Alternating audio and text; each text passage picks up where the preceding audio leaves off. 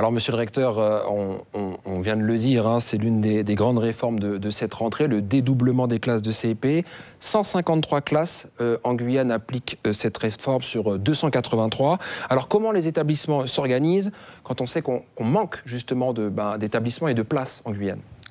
Oui, ce qui est important et qui ressort de votre reportage, c'est quand même que les parents en sont ravis. Les enseignants aussi en sont ravis, donc c'est très rare qu'on ait des mesures qui emportent une telle adhésion. Donc c'est quand même très très important de le rappeler. Après maintenant, il faut être pragmatique. C'est vrai qu'on a une académie où tout le monde le sait, on a des constructions scolaires qui sont en cours, mais qui ne seront achevées que dans quelques instants. Dans quelques années, il faut gérer la transition et il y a des dispositions, il y a des difficultés sur le nombre de classes disponibles. Mais je veux quand même vous rassurer parce que les nouvelles que j'ai, il y a beaucoup de maires de communes qui ont fait des efforts importants pour dégager, pour mutualiser des places. Ça libère quelques classes et ça permet comme ça d'appliquer le dispositif plus largement. Donc le chiffre 153 va évoluer. Et il faut aussi comprendre que dans les 153 sur 283, dans notre académie, on a beaucoup, notamment sur les sites isolés, on a beaucoup d'écoles où les CP sont déjà à très faible effectif. Donc on ne va pas les dédoubler. Et dans le même temps, dans certaines communes aussi, il y a des écoles à différents niveaux, à plusieurs niveaux, et donc on ne va pas les dédoubler. Donc c'est pas le 153, il ne faut pas le comparer nécessairement à 283.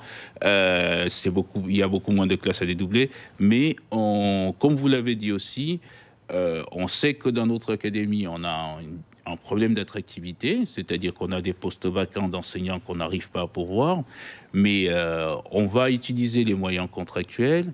Et comme c'était dit aussi dans le reportage, dans les classes où il n'y a pas, dans les écoles où il n'y a pas de mur, on va essayer de dédoubler en la classe, 2 mètres dans la même classe pour pouvoir avoir plus d'adultes pour s'occuper des enfants.